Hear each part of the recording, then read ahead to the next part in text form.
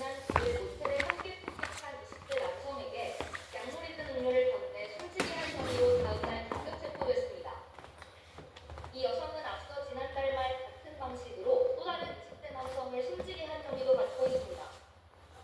법원은 상해치사와 마약류관리법 위반 혐의를 받는 이 여성에 대해 보주 우려를 이유로 구속영장을 발부했습니다. 약물 미리 준비하셨습니까? 약물 건넨 이유가 뭡니까? 경찰은 지난 10일 여성을 체포한 직후 두거지 등을 압수수색하고 남성들에게 건넸던 숙취해소제병 등을 확보했다고 밝혔습니다. 여성은 약물을 탄 숙취해소제를 먹은 남성이 잠든 뒤 빈병과 배달 음식을 비닐봉지에 담아 모텔을 빠져나온 것으로 확인됐습니다. 국과수는 피해자들에게서 히멘유도제와 유사한 성분을 가진 벤조디아제품계 약물이 검출됐다는 구주 소견을 경찰에 전달했는데 여성은 자신이 정신과에서 처방받은 약을 숙취해소제에 탔다고 진술한 것으로 확인됐습니다. 이 여성은 남성들과 의견 충돌이 발생해 상대를 잠들게 하려고 음료를 먹였다며 죽을 줄은 몰랐다고 말한 것으로 파악됐습니다. 경찰은 앞서 지난해 12월 경기 남양주시의 한 카페 앞 주차장에서 이 여성이 건넨 음료를 마신 뒤 정신을 잃었다는 또 다른 피해자의 진정에 대해서도 수사하고 있습니다. 경찰은 사이코패스 검사와 프로파일링 등을 통해 여성에게 살인 혐의를 적용할지도 검토할 예정입니다. YTN 이수민입니다.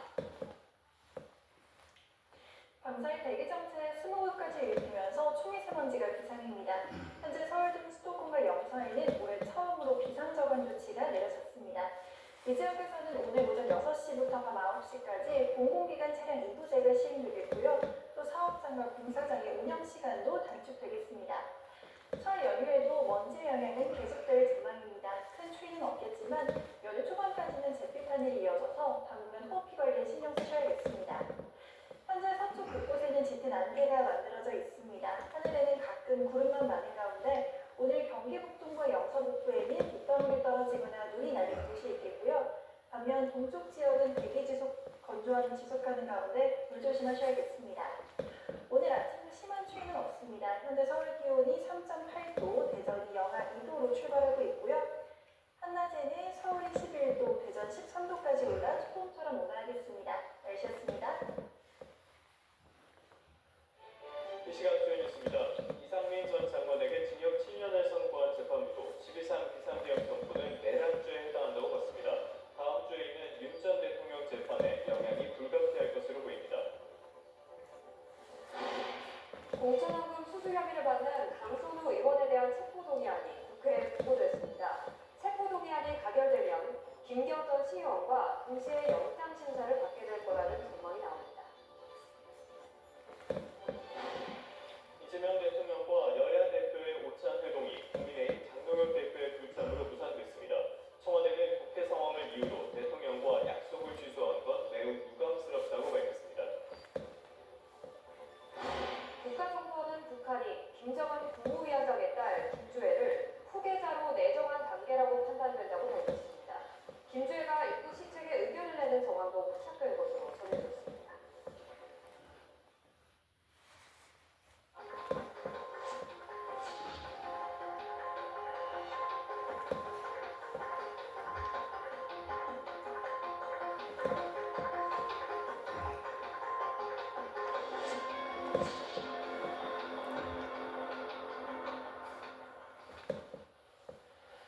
다시 주요 뉴스부터 살펴보겠습니다. 이른바 공천원금 1억 원 수수 혐의로 구속영장이 청구된 강선우 의원에 대한 체포동의안이 국회에 보고됐습니다. 국회 의사국장은 어제 본회의에서 강 의원에 대한 체포동의안이 정부로부터 제출됐다고 밝혔습니다. 현직 국회의원의 체포동의안은 본회의에 보고된 때부터 24시간 이후 72시간 이내 표결을 붙여야 하는데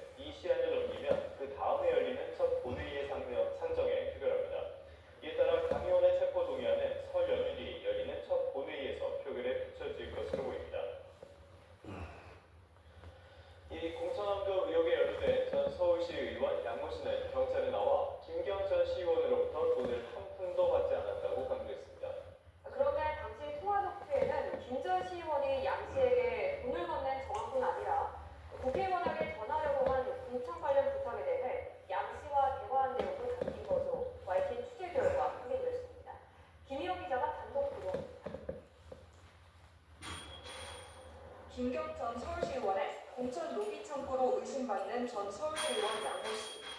김 전 시의원이 2023년 강서구청장 보궐선거를 앞두고 당시 민주당 후보자 검증위원회 소속이던 A 의원에게 공천 관련 부탁을 전하기 위해 수백만 원을 건넨 것으로 지목된 인물입니다. 정치자금법 위반 혐의 피의자 신분으로 경찰에 출석한 양 씨는 취재진 앞에서 의혹을 강하게 부인했습니다. 단 한 푼도 받은 사실이 없고요. 제 의견을 소명하기로 했습니다. 저는 혐의가 없음을 받을 것이라고 확신합니다.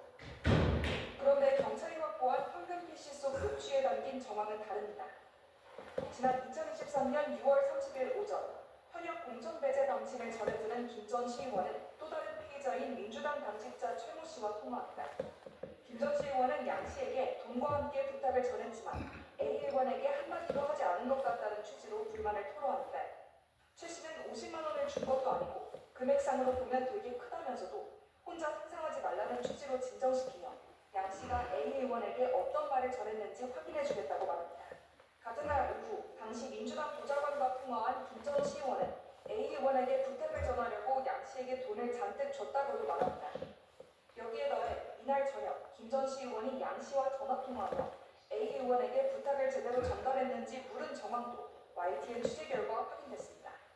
양 씨는 김 전 시의원과의 통화에서 A 의원에게 김 전 시의원이 강서 쪽에서 여론이 좋더라며 관심을 가져달라고 말했다고 설명합니다. 현역 배제 방침에 대한 이야기도 했느냐는 김 전 시의원의 질문에 양 씨는 오해를 받을까봐 천천히 얘기하려고 했는데 갑자기 방침이 정해져 버렸다는 취지로 답합니다. 그러면서 간접적으로는 전달했지만 의원이 그렇게 하겠다고 답하는 스타일이 아니라고도 말합니다. 이어 김 전 시의원이 차라리 양 씨에게 부탁하지 않았다면 다른 방법으로 A 의원 측에 접촉했을 거라며 항의하자 양 씨가 A 의원이 그렇게 나서는 스타일이 아니라며 곤란해하는 정황도 녹취에 담겼습니다.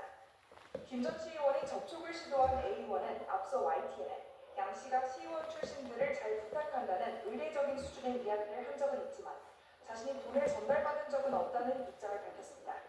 김 전 시의원이 실제로 양 씨에게 돈을 건넸는지는 물론 구체적인 액수와 행방까지 경찰이 정확한 사실관계를 밝혀낼지 주목됩니다. YTN 김영입니다. 공천왕금 의혹으로